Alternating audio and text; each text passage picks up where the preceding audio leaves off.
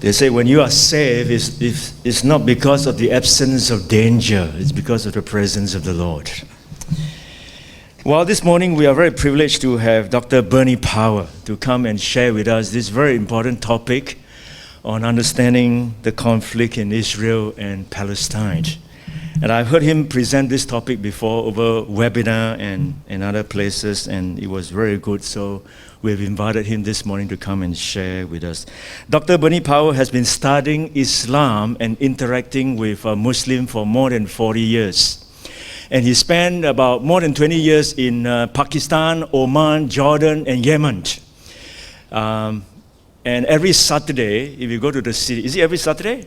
Every Saturday, if you go to the city on Swanson Street, is it? Swanson Street, you'll see there's a little store there. He will be there. He'll be talking to Muslims. So he's not just an academia, but he's a practitioner. He do this every week, talking to Muslims and evangelizing them.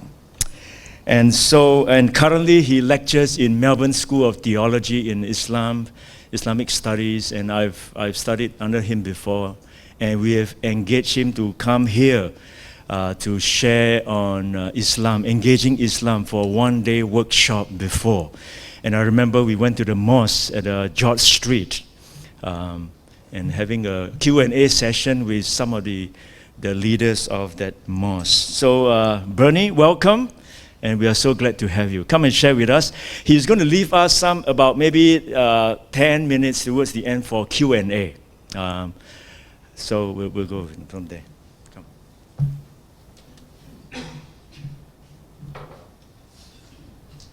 It's great to be with you today. It's very encouraging, and thanks so much for Sarah for your singing and for Megan for your leading. It's been a real privilege to be here.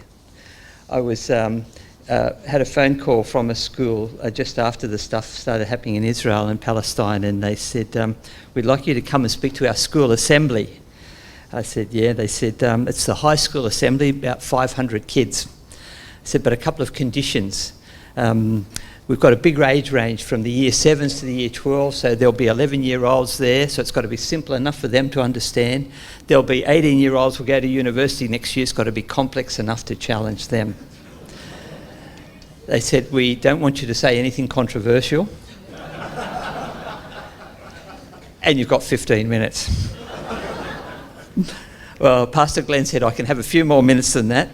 So I want to talk about this issue because it's just such an important one, and we see it on our news every night. It's been taken over the whole international headlines over these last couple of months, 100 days since it happened. So we'd be talking about the that's working. The Middle East, that part of the world, very strategically located. It's right in the midst of Europe and Asia and Africa. And we can see the Red Sea and the Suez Canal, where a fair proportion of the world's trade goes through there, is right next door to it. And I want to explain what's happening there and why it's happening, what's going on. Now, it's difficult to talk about this because Christians don't agree on what actually occurred, what is occurring there. About 4,000 years ago, God spoke to a man named Abraham. And he said to Abraham, go to a land I'm going to show you, and I will give that land to you and to your descendants forever. And eventually Abraham did. He went to the land. It was called Canaan. And after some time, his descendants took possession of that land after they drove out the earlier inhabitants. The Canaanites and Philistines had been involved in all kinds of sin, such as child sacrifice, and God is holy and God judges sin. So he used the people of Israel, Abraham's descendants, to go in and to drive them out and take possession of the land. And this is where Christians divide into two groups. This is why it's a very difficult one to talk about. For group one, they say possessing the land was the result of God's promise, that they would live there forever. And we have plenty of verses to talk about this. This land belongs to Israel, and you can see some of the verses that I've put up there. But a second group says, Well, yes, possessing the land was a result of God's promise, but promises have conditions. And God gave them a condition. And the condition was, if you do good, you will stay in the land. But if you disobey, the land will vomit you out as it vomited out the previous inhabitants. And again, they've got a whole range of verses that they'll use to back up that view. And actually, this is what happened. The people of Israel, the Jews, the chosen people, didn't obey God. They worshipped idols and false gods from the peoples around them, from the peoples who they'd driven out of the land. And so God used the armies of foreign countries. Initially the people from Assyria, which was then the world power at that time, and then the Babylonians who replaced them, to come into Israel and to destroy the beautiful temple that had been built and take the Israelites, who were later called the Jews, out of the land of Israel into exile. So it looked like they had lost the land. Group 1 says, whoops, sorry, I didn't press that soon enough. Group 1 says, yes, that happened, but God also promised that they would return. And they did return. After 70 years, they came back into the land. Group 2 says, yes, they did return, but then Christ came. He was the promised Messiah, and Christ does all that Israel was supposed to do. He was the one, all the promises that we find in the Old Testament, Jesus comes to fulfill them. Group 1 says, yes, it's true, Jesus did come, but there were also promises about the rebuilding of the temple and that the Jews would return to the land and that all Israel would be saved. And again, you can see that there's verses up there in the back blocks. By the way, I'll make these slides available to people afterwards if you want to go and check these. Group 2 goes and says, no, the Bible describes Jesus as the end of the law. It describes the church as the Israel of God and Christians as the true temple, and it says that the old covenant is now obsolete. It actually uses that word in Hebrews 8. Group 1 says, you're engaging in replacement theology. You're simply replacing the Old Testament Jews with the New Testament Christians. And Group 2 replies, no, this isn't replacement theology, it's fulfillment theology. Because Jesus said he didn't come to abolish the law and the prophets, but to fulfill them, to complete them.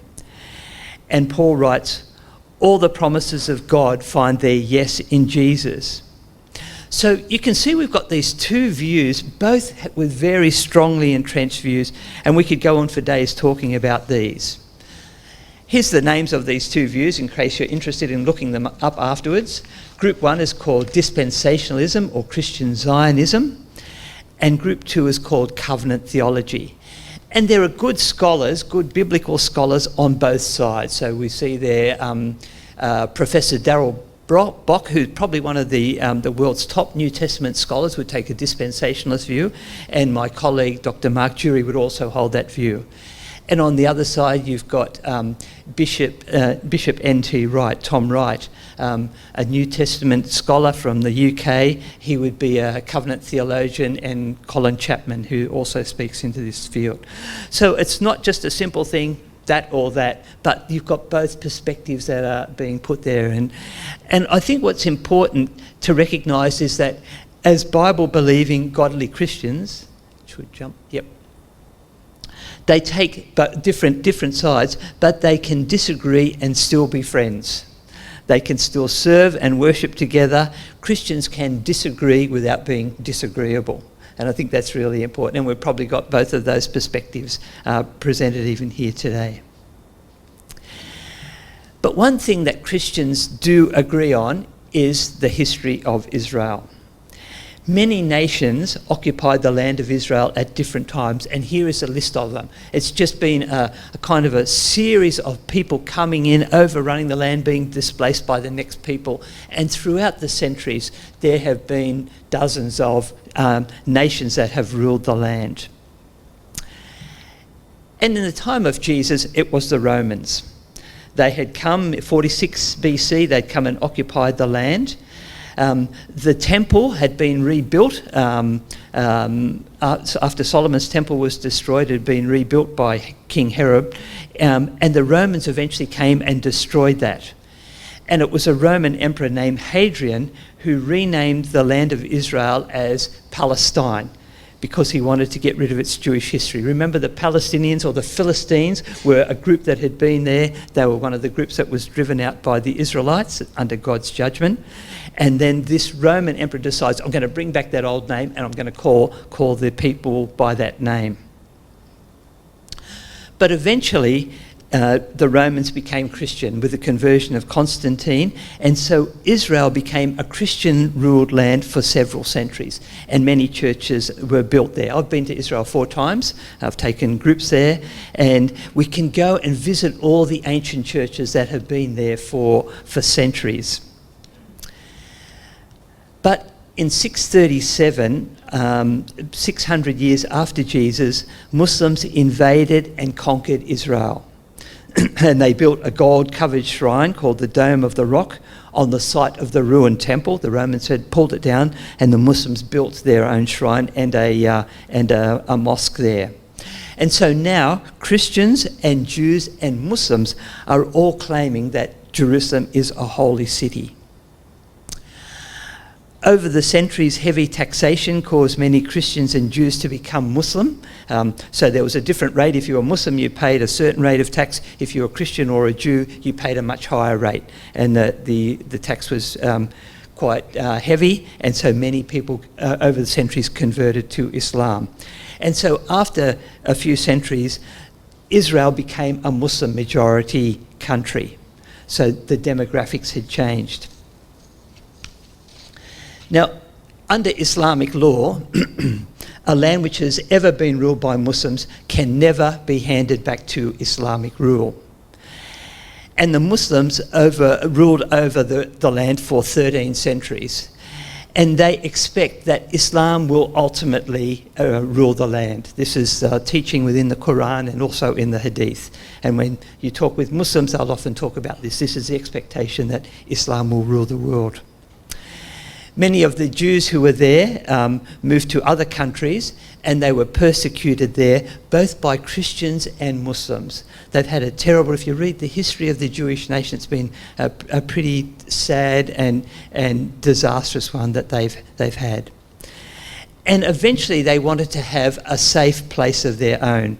And so in the 1800s, some decided to move back to Israel, and they began buying plots of land in there. There had been Jews there all the way through. It wasn't as though it was ever completely devoid of Jewish people. Some had remained there through all the centuries. They hadn't converted to Christianity. They hadn't converted to Islam. They had remained faithful Jews. But now more Jews started to move in from other parts of the world because they wanted a safe place to avoid the persecution. But in the First World War, maybe I'm too fast there. In the First World War, the Muslims sided with the Germans and they lost. And so the British took over the land under a mandate from initially the League of Nations, which became the United Nations. And so more Jews started to come. It was no longer ruled by Muslims. More Jews started to move back into the land. And the Arab Muslims often opposed them. They didn't want them to come in here, but often they sold them land, so the land was purchased. During World War II, I should have pressed that one earlier. During World War II, the Holocaust took place, in which 6 million Jews were killed by the Nazis. No, I should still be there.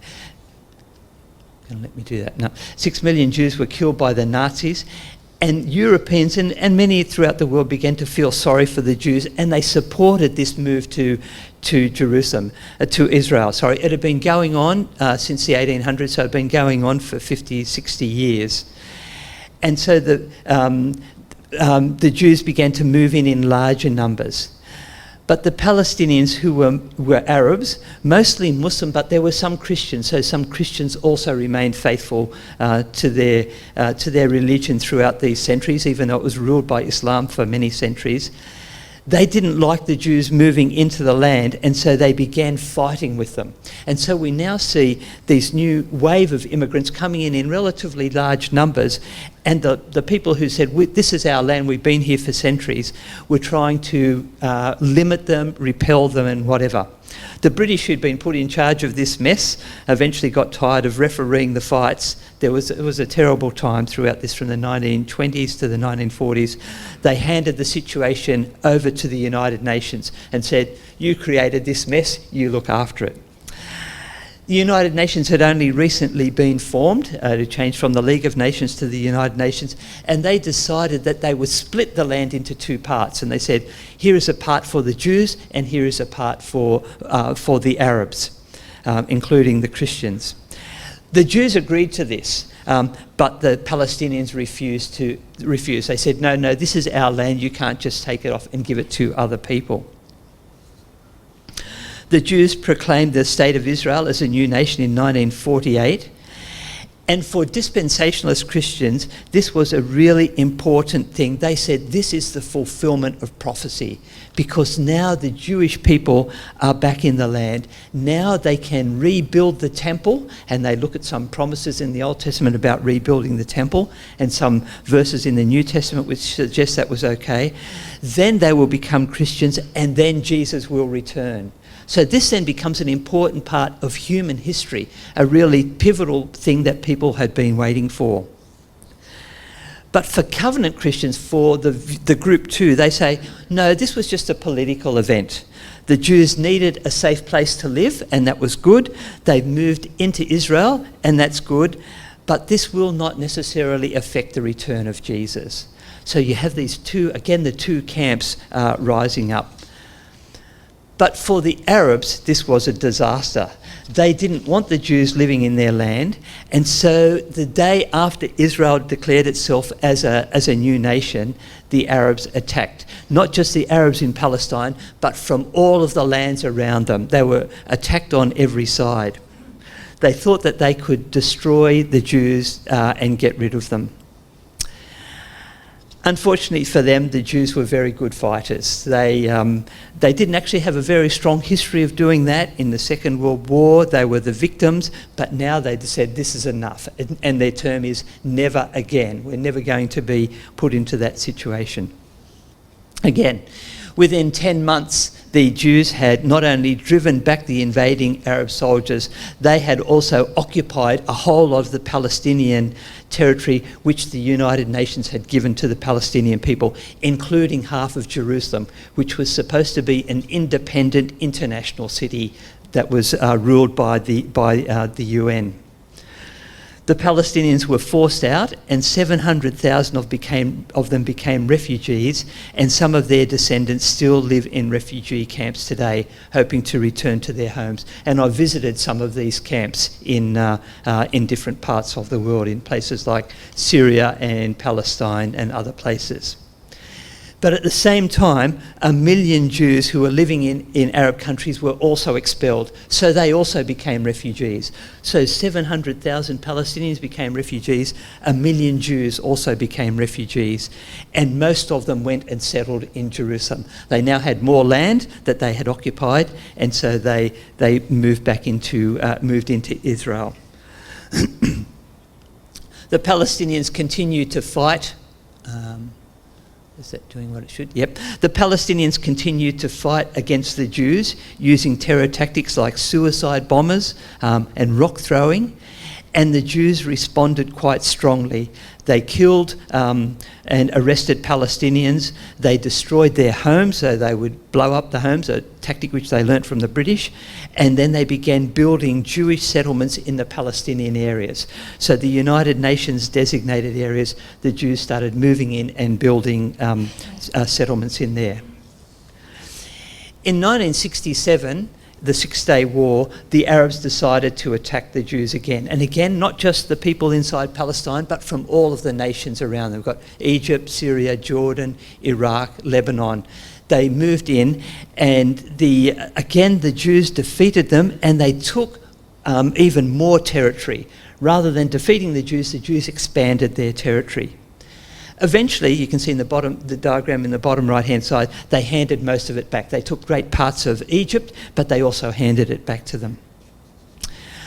But the Palestinians still don't accept the right of the Jews to be in the land, and most Palestinian groups such as Hamas are dedicated to eradicating the Jews. They've written this in their charter. One of our roles is to completely destroy the Jews, not just to drive them out of the land, but to kill them. And so in October, on October the 7th, Hamas sent 1,500 fighters from Gaza, a Palestinian area down in the western corner, into Israel to kill and kidnap as many Jews as they could. 1,200 people were killed in that day. In fact, it was probably only a morning, and 240 were kidnapped as hostages and taken back into Gaza. Hamas has been using its own people as human shields, and they won't allow them to leave the areas where Hamas fighters are hiding. So rather than Israel, when they went back in to try and search for the Hamas fighters, they found large numbers of citizen population living there. And so they went in, they attacked Gaza in an attempt to capture and kill the Hamas soldiers and to drive them out. Oops, those figures are a little bit old. I should have changed that slide. Israel says it's now dropped 22,000 bombs on Gaza, and they claim to have killed about 9,000 Hamas soldiers. But Hamas says the bombs have killed 22,000 citizens. So it's about the same number of citizens as there are bombs. They don't discriminate between citizens and military. 22,000 includes their soldiers as well. And so we see these horrifying pictures each night of bombed houses and Gazan women and children who've been killed or wounded as a result of these bombings. In the last week or so, it's actually decreased, so there's been less bombing happening. Now, one of the rules of law...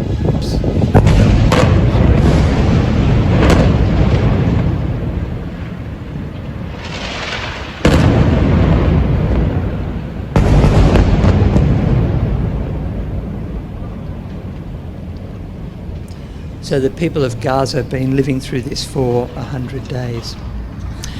One of the rules of law is that citizens, that is non-soldiers, should be protected as much as possible.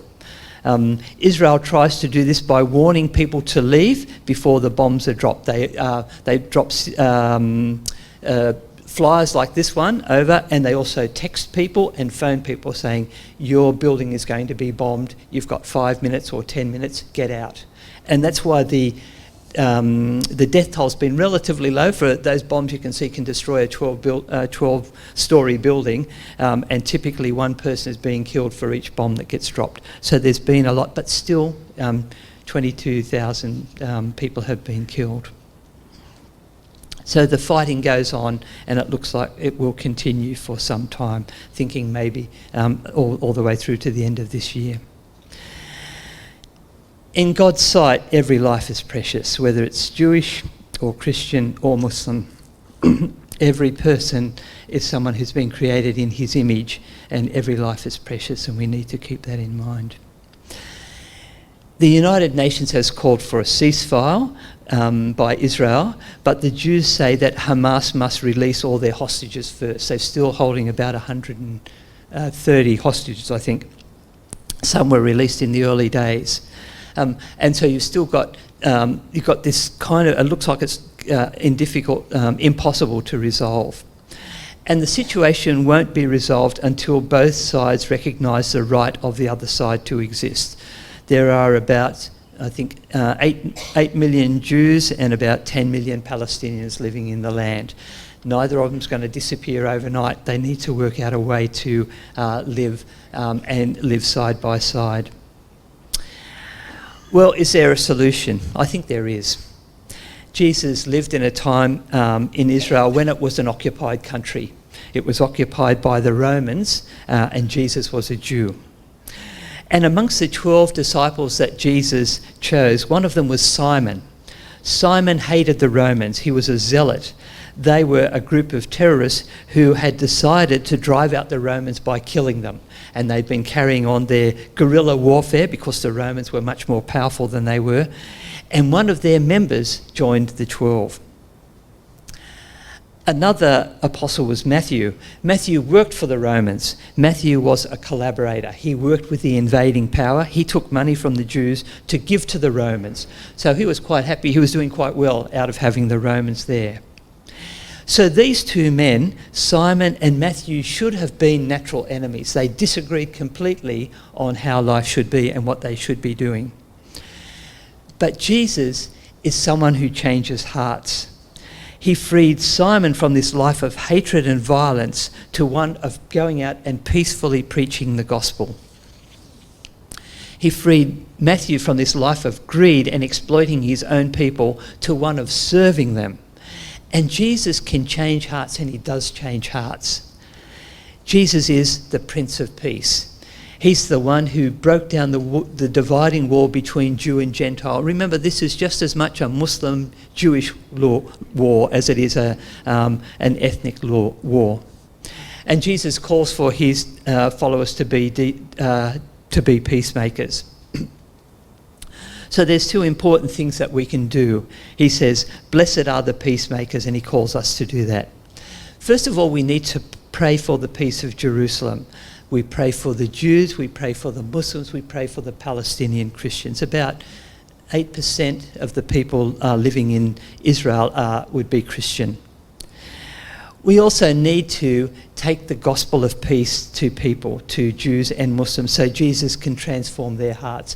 A political solution is important, but it will only go so far. It needs the heart transformation before all of the hate and the fear will be overcome.